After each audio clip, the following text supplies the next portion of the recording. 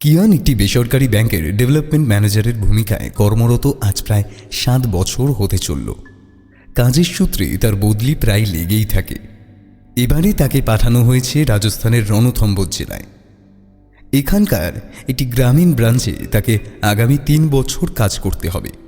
এখানে আসার জন্য সে খুব একটা ইচ্ছে ছিল তা নয়, তবে বেসরকারি চাকরির কথা মাথায় রেখে এই সিদ্ধান্ত নিতে সে বাধ্য হয়েছে। তাই স্ত্রী ও কন্যা কায়াকে নিয়ে এখানে আসতে হয়েছে। এখানে আসার আগে এই ব্রাঞ্চের ম্যানেজারের সাথে কথা বলে দুজন ব্রোকারের সন্ধান পায় সে। এখানে পৌঁছে ব্যাগপত্র হোটেলে রেখে স্ত্রী মালবিকাকে নিয়ে এদের দুজনে অফিসে যায়। প্রথম জনের অফিসে গিয়ে লাভের লাভ কিছুই হয়নি, কারণ উনি তাদেরকে শুধু ফ্ল্যাটের সন্ধান দিচ্ছিলেন। সেখান থেকে বেরিয়ে দ্বিতীয় ব্রোকারের অফিসের উদ্দেশ্যে রওনা দেয়। বয়স নেহাত কম নয় দ্বিতীয় ব্রোকার ভদ্রলোকের, অন্তত বছর 65 তো হবেই। মুখেও ভাঁজ এসেছে বেশ অনেকটাই। চোখে সুতো দিয়ে বাঁধা সোনালি ফ্রেমের চশমা, মাথায় রাজস্থানী গোলটুপি, খদ্দরের পাঞ্জাবির উপরে দামি ব্রোকেট চান্দেরির হাফ জ্যাকেট। কিয়নরা অফিসে ঢুকেই নিজের ইচ্ছের কথা জানাতেই ভদ্রলোক ওদেরকে সামনের চেয়ারে বসতে বললেন। তারপর জিজ্ঞেস করলেন, চা না কফি? কিয়ান একবার মালবিকাকে দেখে তারপর বলল, লিকার টি। With sugar? হ্যাঁ, 1 চামচ। ভদ্রলোক কায়াকে জিজ্ঞেস করল, তোমার জন্য কি আনাবো? 3 বছরের কায়া আধো আধো গলায় বলল, আমি জুস খাবো, ম্যাঙ্গো জুস। কায়ার কথা শুনে মালবিকা একবার ওর দিকে তাকালে ও আবার বলে ওঠে, আমি কি করব, আঙ্কেলই তো বলতে বলল। এরপরে মালবিকা কিছু বলতে যাচ্ছিল, তখনই প্রেমলাল ওকে বলল, আরে ম্যাডাম, ও তো আমার পুতির মতো, ওর জন্য এটুকু করতে পারবো না? ইন্টারকমে বিয়ারাকে নির্দেশ দিয়ে ভদ্রলোক ওদেরকে বললেন, আপনার নামটা তো জানা হলো না স্যার। কিয়ান ব্যানার্জি। ও, বাঙালি আছেন? তা আপনিও বাঙালি নাকি? আরে না না, আমি বাঙালি নই, আমার নাম প্রেমলাল সিংহানিয়া। ক্যালকাটা আমার ভাই থাকে, ওর বিজনেস আছে বড় বাজারে। আমার বাবারও বিজনেস আছে সেখানে। Very good. তো আপনারা কি খুঁজছেন, ফ্ল্যাট না বাড়ি? বাড়ি। আমি এখন 3 বছর থাকবো, সেই অনুযায়ী এগ্রিমেন্ট করতে চাই। বেশ, তো কোনো অসুবিধা নেই, এরকম বাড়ি তো অনেক আছে। কথার মাঝেই বিয়ারা একটা ট্রেতে 3 কাপ চা, একটা ম্যাঙ্গো ড্রিঙ্কস আর একটা প্লেটে কুকিজ নিয়ে আসে। সে ওনাদের দিকে কাপটা এগিয়ে দিলে, নেন আপনাদের জন্য স্পেশাল দার্জিলিং চা খান, আর একটা হ্যান্ডমেড কুকিজ, আমাদের এখানকার স্পেশালিটি। আর এই নাও তোমার ম্যাঙ্গো জুস। চা পর্ব শেষ হলে উনি কম্পিউটারের মনিটরে নানা বাড়ি দেখতে লাগলেন। প্রায় 20টার মতো বাড়ির ছবি দেখালেও পছন্দ হয় না মালবিকার। তখন উনি অন্য একটা ফোল্ডারে থাকা একটা দোতলা বাড়ি দেখালে একবার দেখেই পছন্দ হয়ে যায় 3 জনের। বাড়িটা একবার দেখা যাবে? হ্যাঁ হ্যাঁ, কেন দেখা যাবে না, এখান থেকে 10 মিনিট লাগবে গাড়িতে। দাঁড়ান, রঘুবীরকে বলে দিচ্ছি, ও আপনাদেরকে পৌঁছে দিবে। আমাদের পছন্দ হলে ওই রঘুবীরকে অ্যাডভান্স পেমেন্ট করে দেবো, নাকি এখানে এসে করতে হবে? না না, ওকে করলেই হবে, ও আমার ছেলের মতো। আপনাদের পছন্দ হলে আমি কাগজটা রেডি করে 1-2 দিনের মধ্যেই গৃহ প্রবেশ করিয়ে দিব। মিনিট 10 মধ্যে কিয়ানরা পৌঁছে যায় সেই বাড়ির কাছে। দোতলা পাকা বাড়ি, চারিদিকটা বহুদিনের অব্যবহারে ঝোপ জঙ্গলে ঢেকে গেছে। পাশে একটি কুয়ো আছে, কিন্তু তার মুখটা ঢাকা দেওয়া, আর সেখানে একটি বহু পুরনো তালা দিয়ে বন্ধ করা আছে। ওটা তালা দেওয়ার কারণ জিজ্ঞেস করায় বেশ অপ্রস্তুত হয়ে রঘুবীর বলে, আমি ঠিকঠাক জানি না, তবে শুনেছি এখানকার জল কোনো কারণবশত বিষাক্ত হয়ে যায়, সেই কারণেই তালা বন্ধ করা থাকে। কথা শেষ হতেই সে ভদ্রলোক বেশ তাড়াহুড়ো দেখালেন। কিয়ানের পাশে দাঁড়িয়ে ছিল মালবিকা। ও লোকটির কাছে আরও কিছু জানতে আগ্রহী হলেও মালবিকা ওর হাতটা টেনে ধরল। থাক না, অনেক তো জানলে, বাকিটা না হয় আমরা এখানে থাকতে থাকতে জেনে যাব।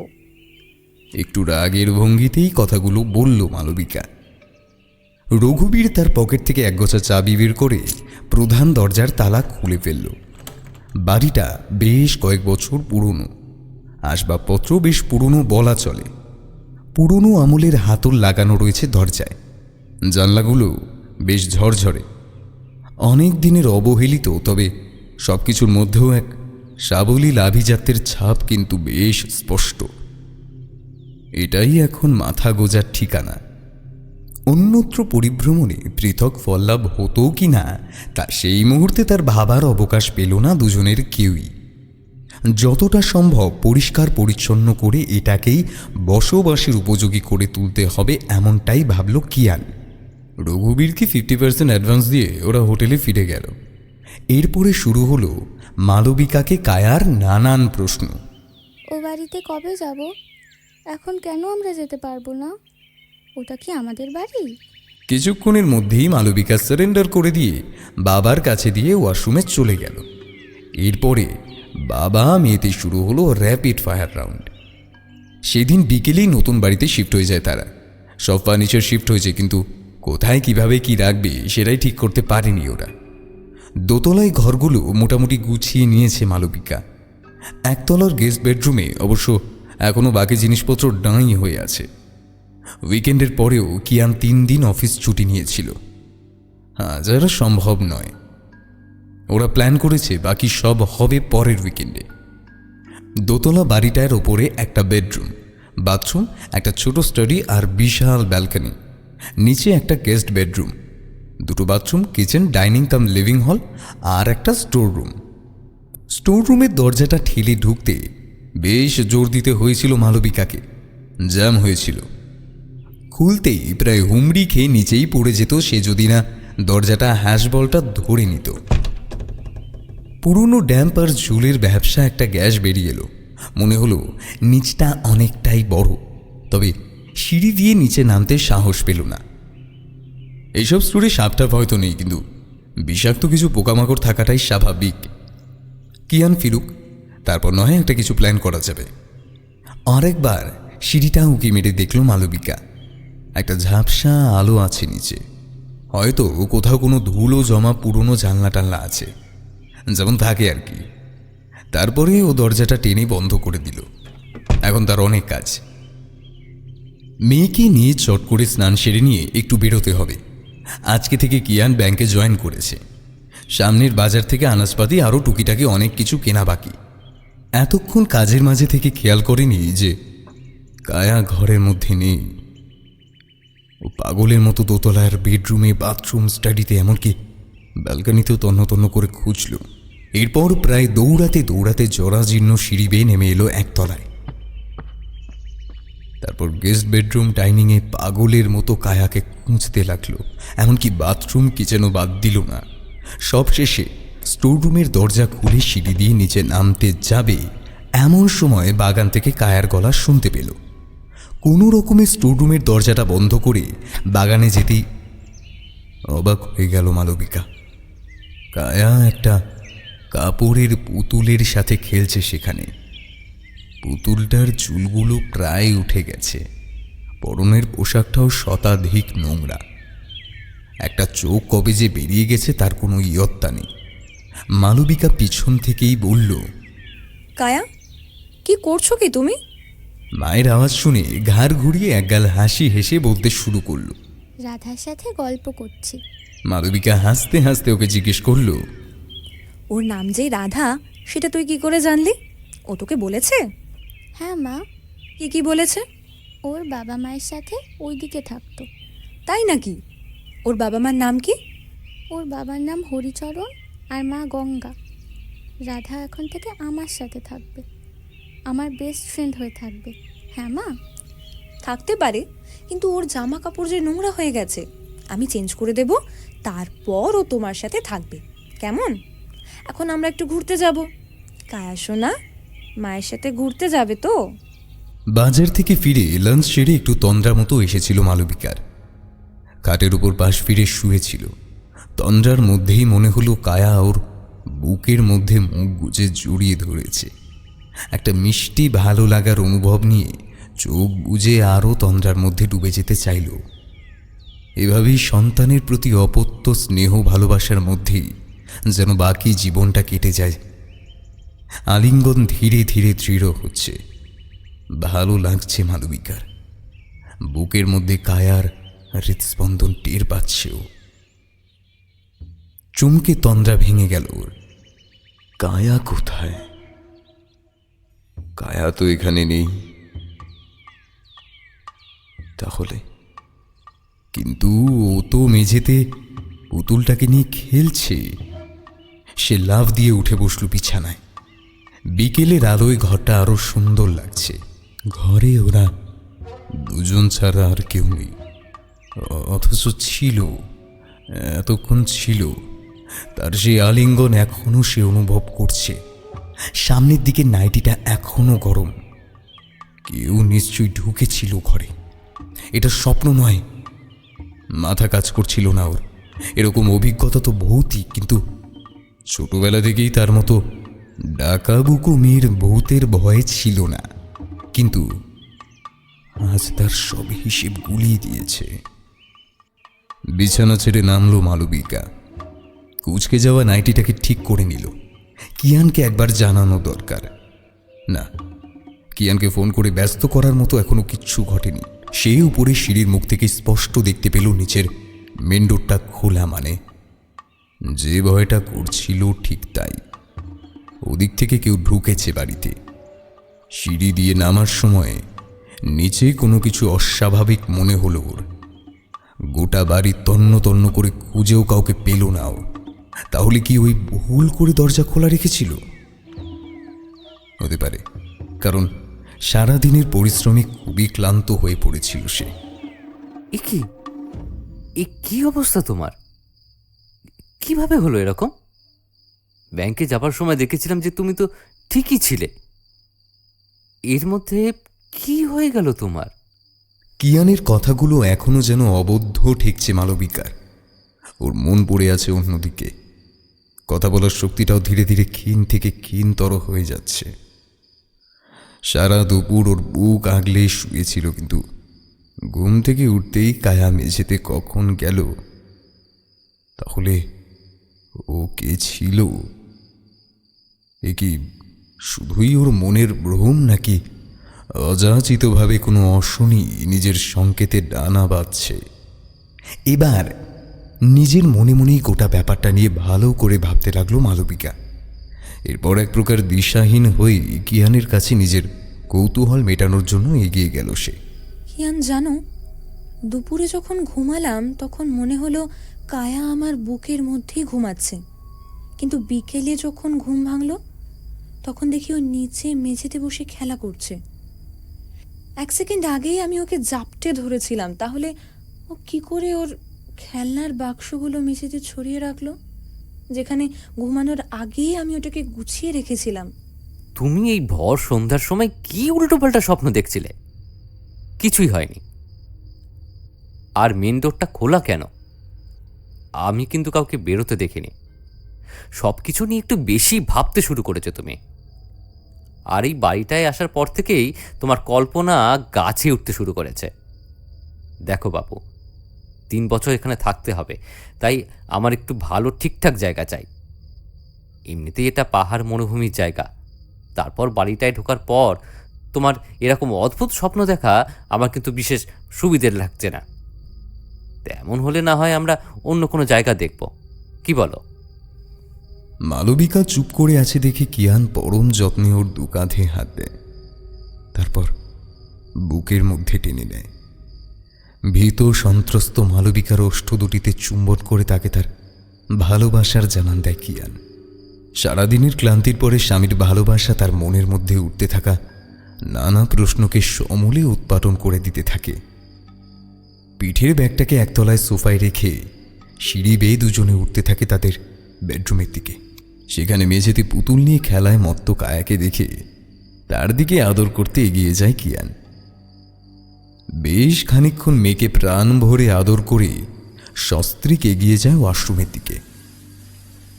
শাওয়ার চালিয়ে দিয়ে মালবিকার পরনের কামিজটা ধীরে ধীরে খুলে দেয়। আর এরপর শুরু হলো শরীর খেলায় মেতে ওঠা। বেশ কিছুক্ষণের এই কামোত্তেজনাময় স্নানের পরে মালবিকার মুখের মধ্যে ফুটে ওঠে একটা মানসিক শান্তির ছাপ। এরপরে কিয়ান দুজনের জন্য ডালগোনা কফি আর কায়ের জন্য হেলথ ড্রিঙ্কস বানিয়ে নিয়ে আসে বেডরুমে।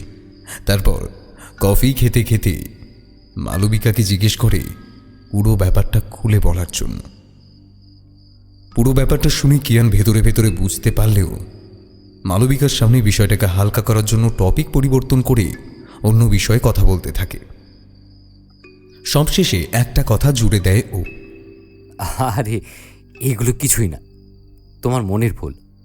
আমি তো আছি, চিন্তা কিসের তোমার? এরপর প্রায় দিন সাতেক পেরিয়ে গেছে। মালবিকার কাছ থেকে সেরকম কোনো ঘটনা শোনেনি কিয়ান। আজকে রবিবার বলে মা মেয়েতে মিলে বাবার জন্মদিনের সারপ্রাইজ পার্টির আয়োজন করার জন্য সামনের বাজারে গেছে। কিয়ান বহুদিন পরে টিভিটা চালিয়ে একটা হরর মুভি দেখছে লোকাল চ্যানেলে। ওর বেশ ভালো লাগছিল মুভিটা।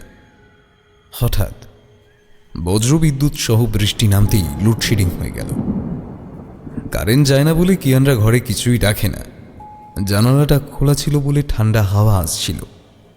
ওর মধ্যে আলসেমির পরিমাণটা বড্ড বেশি, তাই সোফা ছেড়ে উঠে জানালাটা লাগাতে ইচ্ছা করল না ওর। একদিকে ঘরে কারেন্ট নেই, অপরদিকে খোলা জানলা দিয়ে আসা বৃষ্টির ঝাপটায় কিয়ানের চোখটা লেগে গেছিল বোধহয়। হঠাৎ কেমন একটা শীতল হাওয়ার ঝাপটা লাগলো। এমন কনকনে হাওয়া সারা শরীরে একটা শিরশিরে অনুভূতি ছড়িয়ে দিতে লাগলো। ওর এতক্ষণে সোজা হয়ে বসলো।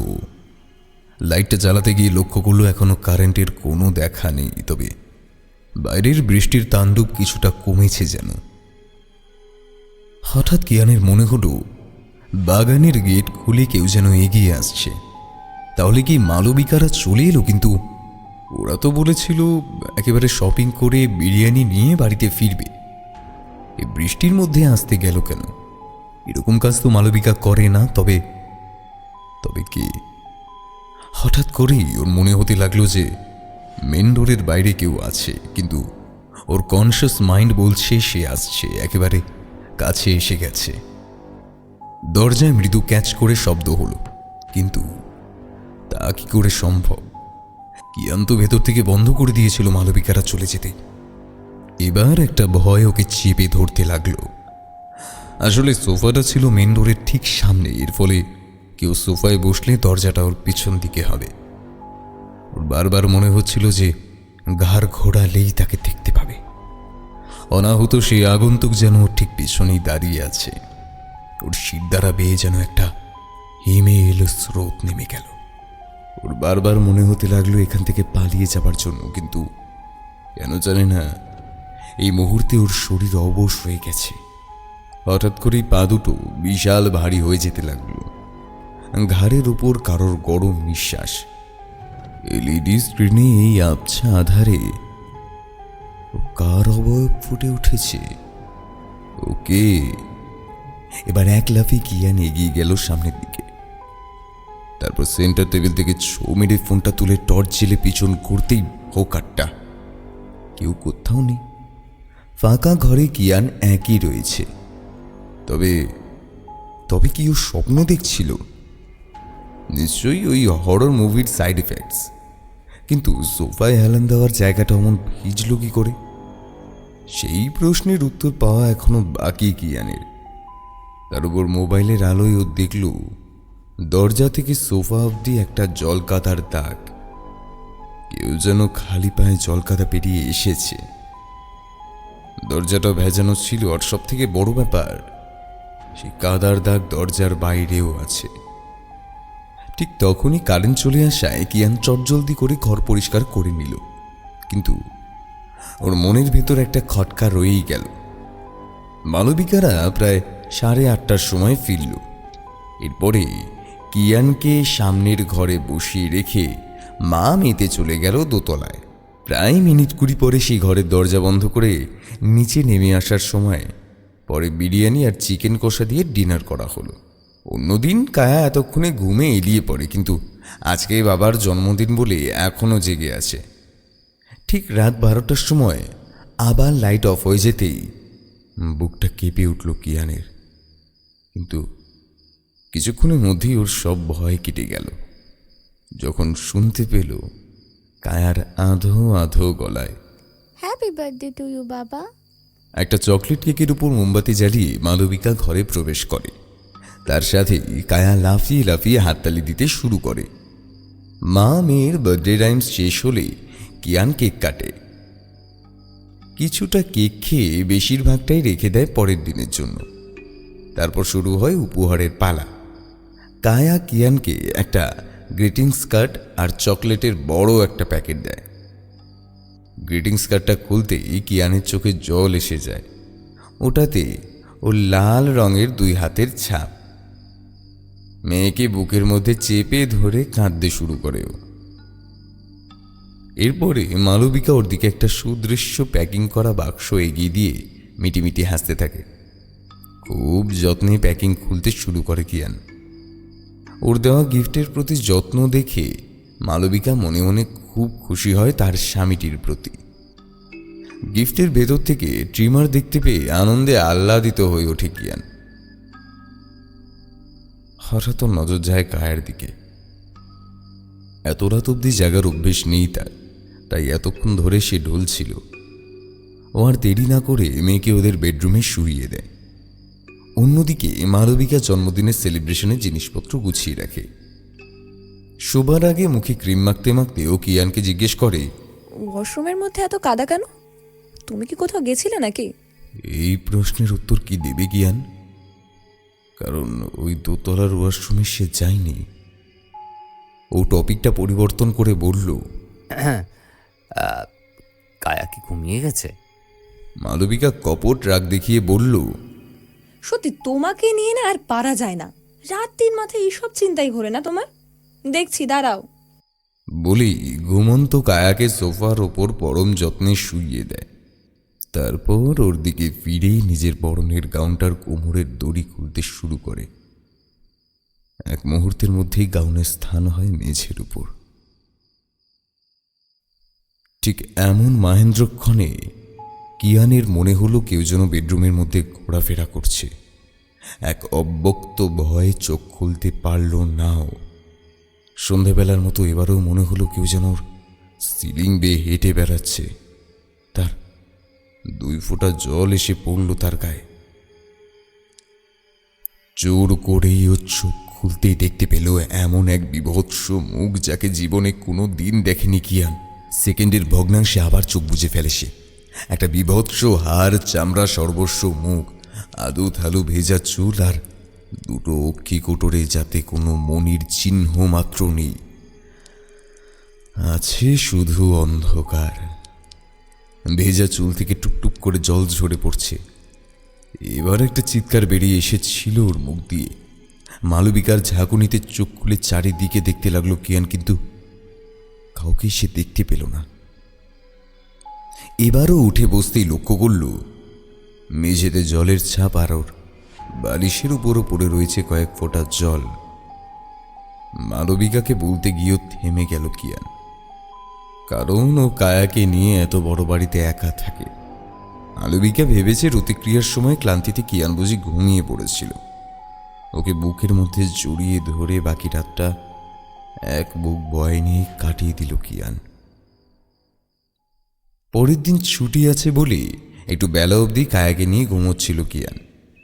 আজকে কিয়ানের পছন্দের ব্রেকফাস্ট তৈরিতে ব্যস্ত মালবিকা। সকালের মেনু হচ্ছে লুচি, কাবলি ছোলা আর পায়েস। কাবলি ছোলা আর পায়েসটা ততক্ষণে হয়ে গেছে। ময়দা মাখার সময় ওর মনে হলো কিয়ান যেন ওকে পেছন থেকে ঘাড়ের উপর ফু দিচ্ছে। সেই স্পর্শে আবার ওর শরীরের মধ্যে কামনার আগুন জ্বলে ওঠে। ওকে আর বাড়তে দিলেই কারোর আর লুচি খাওয়া হবে না। তুমি সত্যি পারো। সারাদিন শুধু এই জিনিসটা ছাড়া আর কিছুই চেনো না, না? এখন ছাড়ো লক্ষ্মীটি। কায়া দেখতে পেলে কেলেঙ্কারি হয়ে যাবে।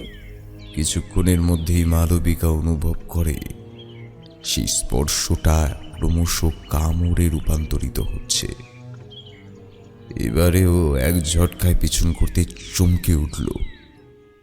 কেউ তো কোথাও নেই। এবারে ও সোজা চলে গেল নিজেদের বেডরুমে। সেখানে গিয়ে আর এক চমক। মেঝেতে বসে কায়া একা একা নিজের মনে খেলে যাচ্ছে। বিছানার উপর পরম শান্তিতে ঘুমাচ্ছে কিয়ান, আর ওর পাশের বালিশের উপরে সেই পুতুলটা যাকে কায়া রাধা বলে ডাকে। হঠাৎ ওর মনে হয় পুতুলটা যেন ওকেই দেখছে। বিছানার দিকে এক পা এগিয়ে যেতেই থেমে গেল। পুতুলটা একটু কেঁপে উঠল কি? মনের ভুলও হতে পারে। আস্তে আস্তে বিছানার পাশে গিয়ে ঝুঁকে মালবিকা দেখল পুতুলটার বুকে একটা মৃদু কম্পন, ঠিক যেন নিঃশ্বাস নিচ্ছে। এও কি সম্ভব? পুতুলটা জ্যান্ত। এর মধ্যে কখন যে কিয়ান ঘুম থেকে উঠে পড়েছে খেয়াল করেনিও। পা টিপে টিপে মালবিকাকে আলতো করে জড়িয়ে ধরেছে। হঠাৎ করেই কিয়ানের স্পর্শ পেয়ে চমকে উঠল মালবিকা। আমার তো মনে হচ্ছে কালকে রাতে এক্সপিরিয়েন্সটা তুমি আরও একবার পেতে চাইছ। কি হচ্ছে কি? আর একটু হলেই কায়া দেখে ফেলতো। ঠিক আছে, কোনো প্রবলেম নেই। আজকে দুপুরে আরও একবার যুদ্ধ শুরু হয়ে যাবে। কথাটা শেষ করেই একটা চোখ মারলে ওকে মারতে উদ্যত হয় মালবিকা। এই খুনসুটির মাঝে কায়াও এসে উপস্থিত হয়ে পরিবেশটাকে আরও প্রাণোজ্জ্বল করে তোলে। এরই মাঝে মালবিকার মন থেকে প্রায় মুছে গেল পুতুলটার কথা। সেদিন সন্ধেবেলায় কিছু আনাজ কিনতে বাজারে যাওয়ার জন্য বের হয় কিয়ান। বাগানের গেটটা বন্ধ করে সবেই 2 পা এগিয়েছে। অমনি দেখতে পায় একজন মধ্যবয়সী মহিলা ওকে দেখে আধা বাংলায় চিৎকার করে বলতে থাকে, কোথায় আমার মেয়ে রাধা? কিয়ান কিছুক্ষণ অবাক হয়ে দেখল সেই মহিলাকে। তারপর সেদিকে গিয়েও বলে ওঠে, রাধা আপনার মেয়ে? হ্যাঁ, আমার মেয়ে। ওই ডক্টর বলেছিল আমি নাকি মরা বাচ্চার জন্ম দিয়েছি। মরা বাচ্চা? ডাক্তার, এই আপনি কি বলছেন? আ- আমি তো ব্যাংকে চাকরি করি। আমার কোনো ভুল হচ্ছে না? আমি তো এই বাড়িটা কিনেছি গত সপ্তাহে। অনেকদিন এটা এভাবেই পড়েছিল। এখানে ওই ডক্টর থাকে না? কোন ডক্টর? এবার মহিলা নিজের মনে মনে বিড়বিড় করতে করতে চলে গেল। ওনার কথাটা একটু অন্যমনস্ক করে দিল কিয়ানকে। উনি কোন ডাক্তারের কথা বলছিলেন, ব্যাপারটাকে একটু কাল্টিভেট করতে হবে। এই ভেবে একটা ট্যাক্সি রিজার্ভ করে সোজা চলে গেল প্রেমলাল সিংহানিয়ার অফিসে। ওখানে পৌঁছতে পৌঁছতে প্রায় 6টা বেজে গেছে। সৌভাগ্যক্রমে উনি অফিসেই ছিলেন, কারণ ওনার এটা ছাড়াও কনস্ট্রাকশনের বিজনেস আছে। কিয়ানকে দেখেই এক গাল হেসে প্রেমলাল বলতে শুরু করেন, আরে কিয়ান বাবু যে, তোর নতুন বাড়ি কেমন লাগছে? না, এমনি বাড়িটা ভালো, কিন্তু কেন, কিছু গড়বড় হয়েছে কি? আরে আগে বলেন, চা না কফি? দুধ চিনি ছাড়া লাল চা। একটু হেসে ইন্টারকমের চায়ের অর্ডার দিয়ে তারপর আবার বলতে শুরু করলেন। কি যেন বলছিলেন?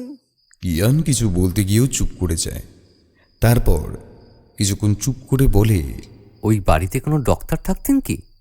প্রেমলাল কিছুক্ষণ ভেবে বলেন, আমি তো এই প্রপার্টিটা পেয়েছি আমার আঙ্কেলের কাছ থেকে, আর উনি তো ডক্টর ছিলেন না।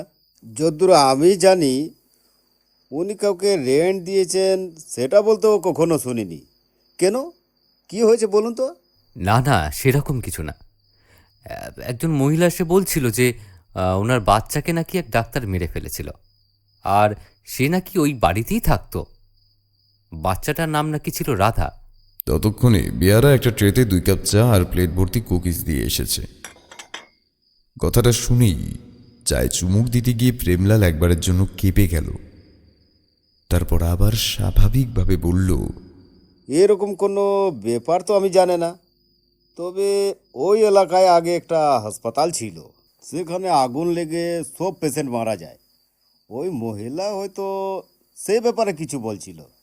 কিয়ান বুঝতে পারে যে এখানে বসে থাকাই বৃথা, ফলে কথা ঘুরিয়ে দিয়ে বলে, ও আচ্ছা, এই ব্যাপার। আমি ভাবলাম কি নাকি। আচ্ছা, আমাকে রাজৌরি শাড়ির মার্কেটটা কোথায় একটু বলে দেবেন? আমার ওয়াইফ পাগল করে দিচ্ছে শাড়ি কিনে দেওয়ার জন্য। এর কিছুক্ষণের মধ্যেই কিয়ান ওখান থেকে ট্যাক্সি ধরে বেরিয়ে পড়ে বাজারের উদ্দেশ্যে। এখানে আসা যাওয়া করতেই অনেকটা সময় নষ্ট হয়েছে। ওদিকে মালবিকা কায়া ঘরে একা আছে। বেশি দেরি করলে ওরা আবার চিন্তা করবে। ট্যাক্সিতে এসি নেই, তাই খানিকটা বাধ্য হয়েই জানলা খুলে দেয় সে। কিছুক্ষণের মধ্যেই সিটের উপর মাথাটা এলিয়ে দেয় সে। তন্দ্রাচ্ছন্ন অবস্থায় হঠাৎ একটা কথা মনে হতেই পলকের মতো সোজা হয়ে বসে সে। মালবিকা বলেছিল কায়া যে পুতুলটাকে বাগানে পেয়েছিল তার নামও বলেছিল রাধা।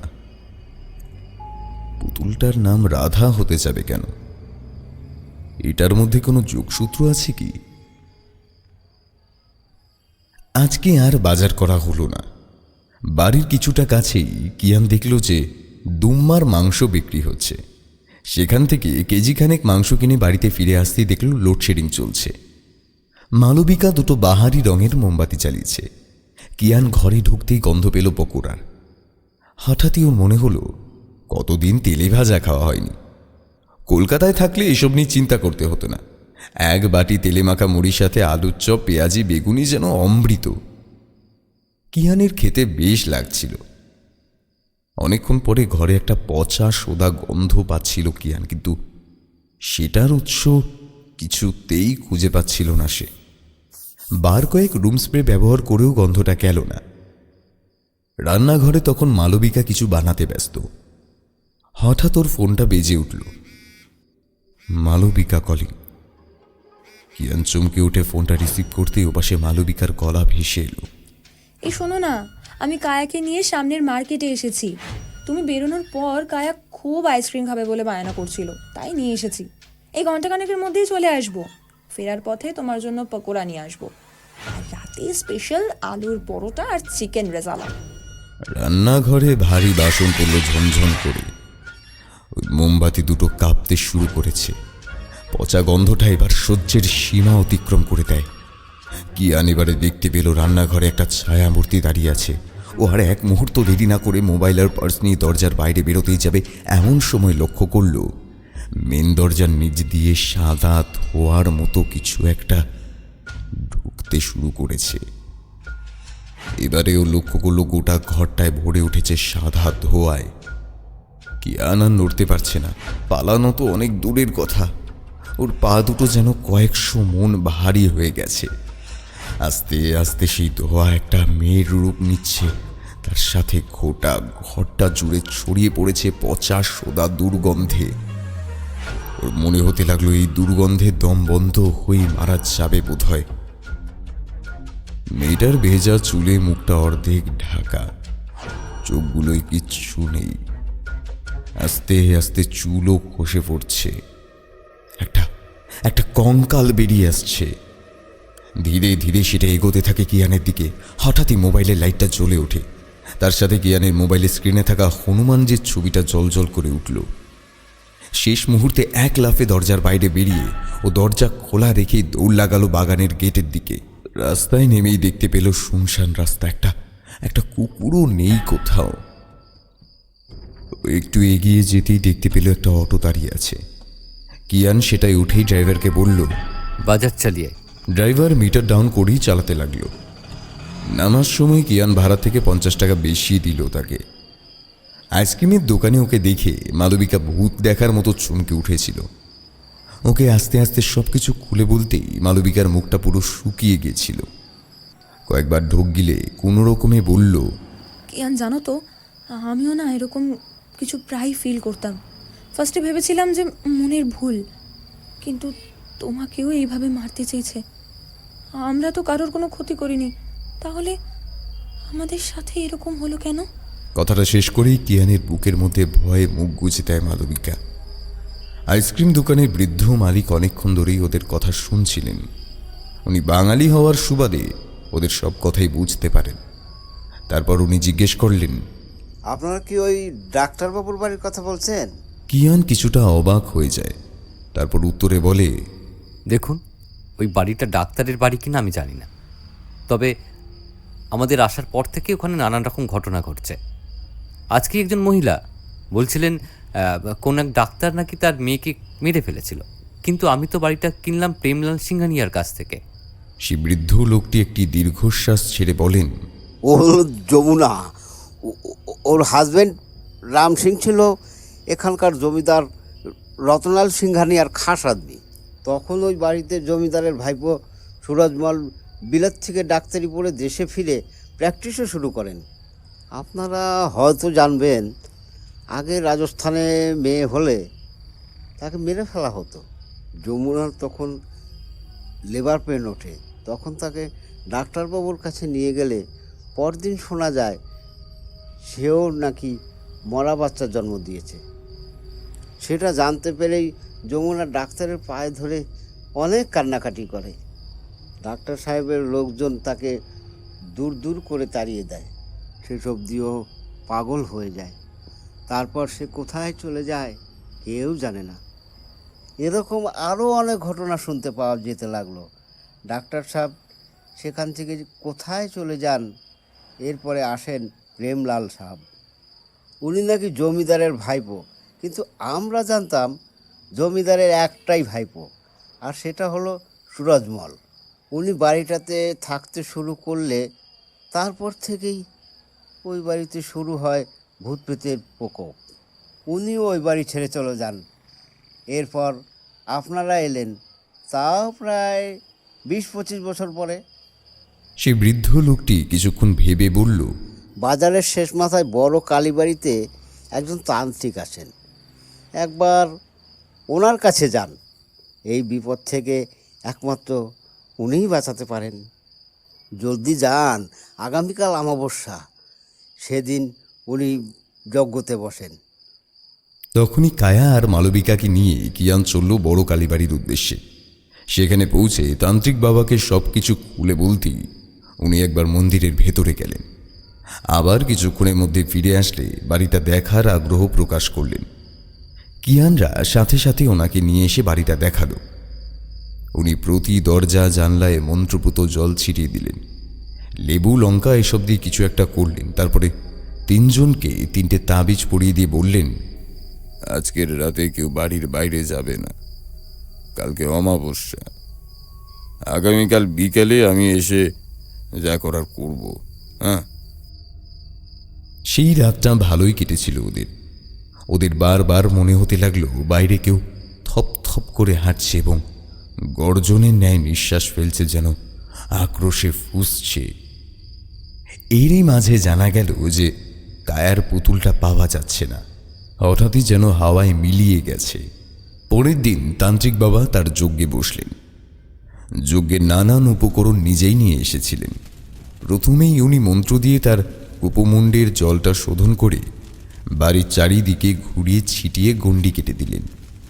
তারপর বললেন, আমি বুঝতে পারছি যে বিপদটা তোমার এই পরিবারের কারণ তুমি এই বাড়িতেই থাকো। সেই পেতনি তোমাদের ছাড়বে না।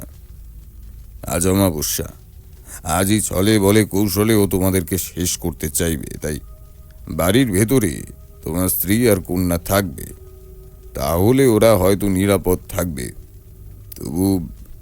তবু সাবধানের মান নেই জেনে সারা বাড়ির চারিদিকে আমি গণ্ডি দিয়ে দিলাম। যজ্ঞের কিছুক্ষণের মধ্যেই আচমকা ওদের বুকের রক্ত হিম করে দিয়ে কুয়োর মধ্যে থেকে একটা বিকট অট্টহাসির আওয়াজ শোনা গেল। সে হাসি কোনো স্বাভাবিক মানুষের ছিল না। অমাবস্যার রাতে কিয়ানের এই বাড়িটাকে ওই অপার্থিব হাসি যেন আরো আরো প্রেতায়িত করে তুলল।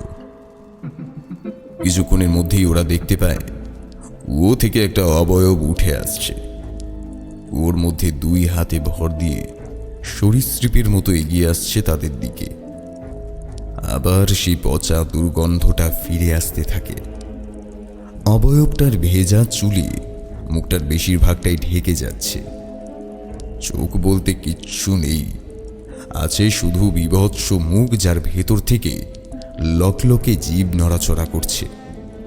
মুখে তার ক্রূর হাসি। চোখের সামনে চাক্ষুষ মৃত্যুকে যেন দেখতে পায় কিয়ান। ভয়ে ওর গলা শুকিয়ে যায়। অবয়বটি তার 2 হাত বাড়িয়ে কিয়ানকে ধরতে গেলে তান্ত্রিক বাবার অদৃশ্য বাঁধনে বাধাপ্রাপ্ত হয়। হিসহিসে গলা এবার প্রথমবার অবয়বটি বলে ওঠে, कहाँ कहाँ है वो डॉक्टर? आज उसकी जिंदगी की आखिरी दिन है, आखिरी दिन। কথাগুলো বলা শেষ হতেই প্রকৃতি যেন কেঁপে উঠল কোনো অজানা আশঙ্কায়। চারপাশের গাছগুলো এমনভাবে মাথা ঝাঁকাতে শুরু করলো যাতে মনে হচ্ছে সেই অশনি সংকেতের সাথে মেতে উঠেছে। সেই দৃশ্য ভয়াবহ, গায়ের রোম খাড়া হয়ে ওঠার মতো। হঠাৎই সেখানে একটা গাড়ি এসে দাঁড়ালো। বেশ কিছুক্ষণ হয়ে গেছে, কিন্তু গাড়িটা ওইভাবেই দাঁড়িয়ে আছে, কেউ নামছে না সেখান থেকে। প্রায় মিনিট পাঁচেক পরে দরজাটা খুলে গেল। কিয়ানকে চুমকি দিয়ে সেখান থেকে ধীরে ধীরে নামলেন প্রেমলাল সিংহানিয়া। ঠোঁটের কোণে একটা কুটিল হাসি হেসে ধীর পায়ে এগিয়ে আসতে লাগলেন এই বাড়ির দিকে। বাগানের গেটটা খুলেই কিয়ানকে বললেন, এসব কি করছেন কিয়ান বাবু? হঠাৎ ওনার নজর পড়ল কুয়োর দিকে। সেদিকে চোখ পড়তে বিস্ময়ে হতবাক হয়ে গেলেন উনি। না না না না না না না, এ হতে পারে না। বলেই দৌড়তে শুরু করলেন গাড়ির দিকে। ওনার পিছনে কি যেন একটা দৌড়ে গেল বিশাল সরীসৃপের মতো ওনার গাড়ির দিকে। সাথে তীক্ষ্ণ ক্ষণক্ষণে গলায় কান ফাটানো চিৎকার। ওনাকে ধরার ঠিক আগের মুহূর্তে কোনো রকমে গাড়ির মধ্যে ঢুকে পড়লেন তিনি। ততক্ষণে সেই অবয়বটি গাড়িটার চারপাশে গোল করে উঠতে শুরু করেছে। ধীরে ধীরে তার প্রকোপ এতটাই বৃদ্ধি পেল যার দরুন প্রেমলালের গাড়ি ক্রমেই দুমড়ে মুচড়ে ছোট হয়ে গেল। এখানে জীবন্ত সমাধি হওয়ার আগেই প্রেমলাল আবার দরজা খুলে বাইরে বেরিয়ে আসেন। বেরিয়ে আসতে প্রেমলালের শরীরটাকে সে অবয়বটি উড়িয়ে নিয়ে এসে আছড়ে ফেলে যজ্ঞকুণ্ডের সামনে। উনি চেঁচাতে যেতেই সেই অবয়বটা তার কালো সরু হাত দিয়ে পেঁচিয়ে ধরল তার গলা। এবার কোনো রকমে প্রেমলাল হিন্দিতে বলল, जमुना मैंने मैंने मैंने ही तुम्हारी लड़की को मारा था, और सिर्फ तुम्हारी नहीं, उस समय ये एरिया का डॉक्टर सिर्फ मैं ही था। और लड़की हुआ पता चलते ही उसको बाप को बता देते थे, और उसके बाद भारी भारी भारी भारी रकम लेके सबको मार के इसी कुएं में फेंक दिए थे। और तुम्हें भी रेप करके इसी कुएं में जिंदा फेंक दिए थे। मुझे माफ कर दो, मुझे माफ कर दो। এদিকে আইসক্রিমের দোকানের বাঙালি মালিক কিছুতেই মেনে নিতে পারছিলেন না যে এই বাঙালি পরিবারটি নির্দোষ হওয়া সত্ত্বেও যমুনার রোষের শিকার। তাই তিনি রাত 8টার সময় দোকান বন্ধ করে কাল বিলম্ব না করে সোজা রওনা দেন সেই ডাক্তারের বাড়ির উদ্দেশ্যে। প্রতিদিন মাধবের রিকশায় চেপে উনি বাড়ি ফিরেন। আজকে উনি বললেন একেবারে ডাক্তারের বাড়ির দিকে নিয়ে যেতে। মাধব চমকে গেলেও একটু বেশি পয়সা লাভের আশায় সেখানে নিয়ে যেতে রাজি হয়, কিন্তু ডাক্তারের বাড়ির কাছে আসতেই প্রেমলালের গাড়ি দেখে থামাতে বলেন উনি। পরবর্তীতে প্রেমলালের গাড়ির কাছে ঘটনার সবকিছু নিজের চোখে দেখে রীতিমতো আশঙ্কিত হয়ে ওঠেন। তারপর ধীর পায়ে পায়ে হেঁটে এগোতে থাকেন সে বাড়ির উদ্দেশ্যে। এরপর কাল বিলম্ব না করে পুলিশে কর্মরত নিজের জামাইকে ফোন করে পুরো ঘটনা সংক্ষেপে জানিয়ে তৎক্ষণাৎ আসতে বলেন। মিনিট পাঁচেকের মধ্যেই বিরাট পুলিশ বাহিনী এসে গোটা বাড়িটাকে ঘিরে ধরে। গোটা পুলিশ বাহিনীর সামনে সেই নারী অবয়বটি তার কালো সরু হাত দুটো বাড়িয়ে খপ করে ধরে নিল প্রেমলালের মাথাটা। প্রেমলাল চেঁচিয়ে ওঠার আগেই তার মাথাটা ধর থেকে আলাদা হয়ে যায়। কিয়ানের মুখে ছিটকে এলো প্রেমলালের তাজা রক্তের ছিটে। ততক্ষণে তান্ত্রিক বাবাও পুজো শেষ করে হোমের বেদিতে বালির উপর কি যেন আঁকতে শুরু করেন। এরপরে হাড়ের মালা গলায় দিয়ে বসে শুরু করলেন হোম। উনি মন্ত্রোচ্চারণ করে আহুতি দিতে দিতেই কিয়ান দেখতে পেল সেই অবয়বটি ফিরে গেল কুয়োর মধ্যে। তান্ত্রিক বাবা এবার পুলিশদেরকে বললেন কুয়োর ঢাকনাটা খুলে ফেলার জন্য। তারপর মন্ত্রপুত জল দিয়ে কুয়োটাকে অভিষেক করে দিলেন। পরের দিন বড় কালী মন্দিরে এসে যমুনা আর তার অজাত সন্তানটির মুক্তি কামনায় পিণ্ডদান করা হয়। তার সাথে আরও 112 জনেরও পিণ্ডদান করা হয়। সব কাজ শেষ করে বাড়ি ফেরার পথে আইসক্রিম দোকানের মালিক চোখের জল মুছতে মুছতে নিজের মনে মনেই বললেন, এতদিনে বাচ্চাগুলো মুক্তি পেল। এই জানোয়ার ডাক্তার আমার হাত দিয়ে এতগুলো পাপ কাজ করিয়েছিল। ঠাকুর, আমাকে ক্ষমা করো। শুনছিলেন অর্ণব দাসের কলমে রণথম্বর রহস্য।